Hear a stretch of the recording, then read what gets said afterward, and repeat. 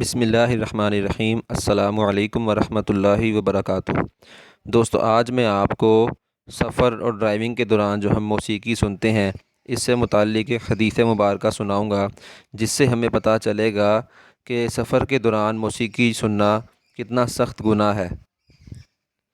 حضرت عقبہ بن عامر رضی اللہ عنہ سے روایت ہے کہ نبی کریم صلی اللہ علیہ وآلہ وسلم نے ارشاد فرمایا، جو شخص سفر کی حالت میں اللہ کی یاد اور ذکر میں لگا رہتا ہے تو فرشتہ اس کا ہم سفر ہو جاتا ہے، اور اگر شعر و شاعری، گانے و موسیقی میں مشغول رہتا ہے تو شیطان اس کا رفیق سفر بن جاتا ہے۔ طبرانی شریف کی روایت ہے۔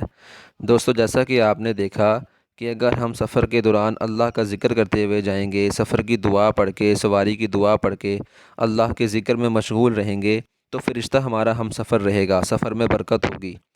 اور اگر ہم نعوذ باللہ موسیقی سنتے ہوئے جائیں گے، جیسا کہ عام طور پر ہوتا ہے جب ہم سفر کرتے ہیں تو موسیقی گانے وغیرہ جو ہے وہ گاڑی میں لگے ہوتے ہیں، تو دوستو اس سے کیا ہوتا ہے کہ شیطان ہمارا رفیق سفر بن جاتا ہے، اور اس سے بہت سخت جو ہے وہ ہمیں گناہ ملتا ہے اور بے برکتی ہوتی ہے سفر میں۔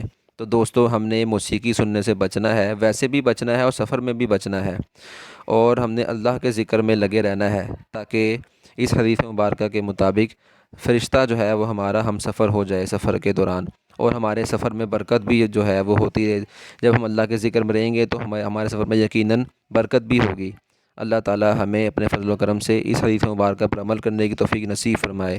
آپ نے اس حدیث مبارکہ کو دوسروں تک پہنچانا ہے تاکہ سب لوگ اس حدیث مبارکہ کے بارے میں جان سکیں۔ جزاک اللہ خیرہ۔ السلام علیکم ورحمۃ اللہ وبرکاتہ۔